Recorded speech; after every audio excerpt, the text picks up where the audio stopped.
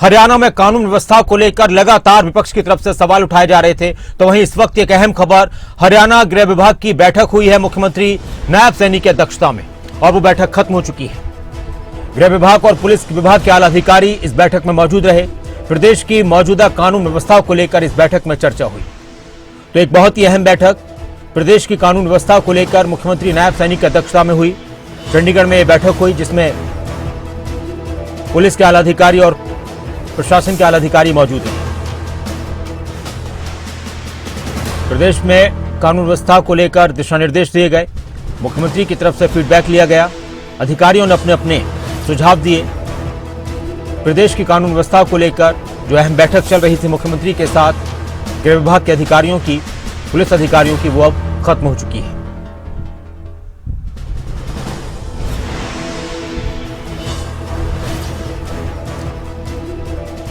तो एक अहम खबर, लगातार हरियाणा की कानून व्यवस्था को लेकर कांग्रेस के नेता भी सवाल उठा रहे थे, आम आदमी पार्टी के नेता भी सवाल उठा रहे थे।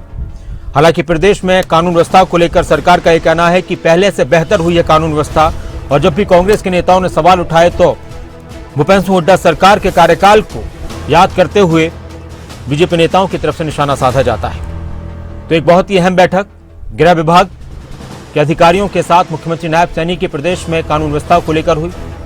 पुलिस विभाग के आला अधिकारी भी इस बैठक में मौजूद रहे। ये बैठक खत्म हो चुकी है।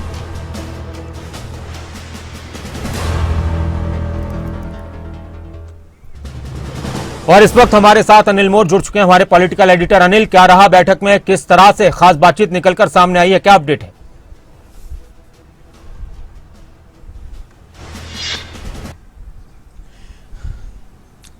देखिए, बिल्कुल जो गृह विभाग के साथ मुख्यमंत्री नायब सैनी की बैठक थी वो बैठक खत्म हो गई। इस बैठक में गृह सचिव मौजूद रहे, हरियाणा के डीजीपी मौजूद रहे, सीआईडी चीफ मौजूद रहे, इसके अलावा वरिष्ठ पुलिस अधिकारी और गृह विभाग के जो दूसरे वरिष्ठ अधिकारी थे वो मौजूद रहे। इस बैठक में कहीं ना कहीं मुख्यमंत्री नायब सैनी की तरफ से कानून व्यवस्था को लेकर समीक्षा की गई, क्योंकि पिछले कुछ दिनों से जो प्रदेश की कानून व्यवस्था थी उस पर कई तरह के सवाल खड़े हो रहे थे। खासतौर से विपक्ष की तरफ से कानून व्यवस्था के मुद्दे पर लगातार सरकार को घेरा जा रहा था। तो ऐसे में मुख्यमंत्री नायब सैनी की तरफ से एक मैराथन बैठक यहाँ पे ली गई है, कानून व्यवस्था को लेकर समीक्षा की गई। साथ ही डीजीपी, गृह सचिव समेत जो वरिष्ठ अधिकारी मौजूद थे उनको दिशा निर्देश मुख्यमंत्री की तरफ से यहाँ पर दिए गए। खासतौर से जो फिरौती की घटनाएं थी, क्योंकि पिछले कुछ दिनों की अगर बात करें, ना सिर्फ फिरौती की घटनाएं, कुरुक्षेत्र, करनाल, सोनीपत, गुरुग्राम, फरीदाबाद, हिसार, इन तमाम शहरों की अगर बात करें, फिरौती के काफी मामले सामने आ रहे थे। व्यापारियों को, उद्योगपतियों को फिरौती के लिए फोन कॉल जा रहे थे, फिरौतियां उनसे मांगी जा रही थी। तो ऐसे में फिरौती को लेकर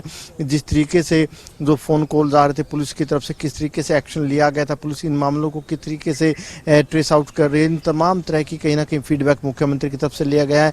जो पेशेवर अपराधी है, जो गैंगस्टर, उनको लेकर किस तरीके से पुलिस की तरफ से कार्रवाई की जा रही है। पिछले दिनों एक गैंगस्टर था, उनके जो एक अवैध निर्माण था उस पर पुलिस की तरफ से कार्रवाई की गई थी। तो ऐसे में जहां जहां पर गैंगस्टरों ने अकूत संपत्ति बना रखी, अवैध संपत्ति बना रखी, उनको लेकर किस तरीके से पुलिस कार्रवाई कर रही है। तो तमाम तरह का फीडबैक मुख्यमंत्री की तरफ से लिया गया है। करूंगा कुछ और अहम खबरों पर, लेकिन कानून व्यवस्था को लेकर सत्ता पक्ष और विपक्ष भी एक दूसरे पर हमलावर हैं। क्या कुछ कहना है कांग्रेस नेताओं का और बीजेपी नेताओं का, वो भी अपने दर्शकों को सुनवाते हैं एक बार। अगर इस प्रदेश में जो इस भारतीय जनता पार्टी की सरकार की जो फेलियर है उसमें मैं समझता हूँ कानून व्यवस्था है।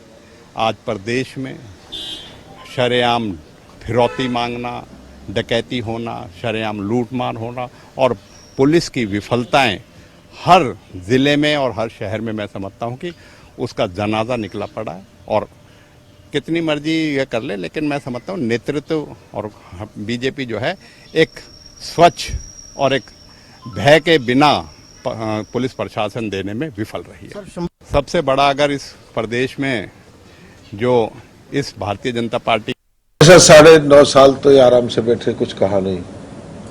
अब चुनाव के मैदान में चुनाव आने वाले हैं और चुनाव भी 3 महीने बाद है।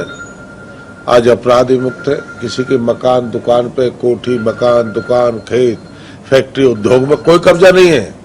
पूर्व की सरकार में ठेका हुआ करता कब्जों का, आज प्लॉट पे कब्जा, 500 पे कब्जा, उद्योग पे कट रहा है, उद्योगपति जा रहा है। मैं ये तो कह सकता हूँ कि क्राइम कभी रुका नहीं है, क्राइम ना कभी कोई कैम खत्म नहीं कर सकता, पर अपराध के भारतीय जनता पार्टी ने लगाम लगाया है। कोई अपराधी किसी राजनीतिक के घर के आसपास नहीं है, ना उन्हें कोई बैठाता है, ना उनसे कोई संबंध रखता है। अगर कोई क्राइम करता है उसके खिलाफ कार्रवाई होगी। जो भी लोग हैं उनके खिलाफ कार्रवाई है, उनको पकड़ने का काम।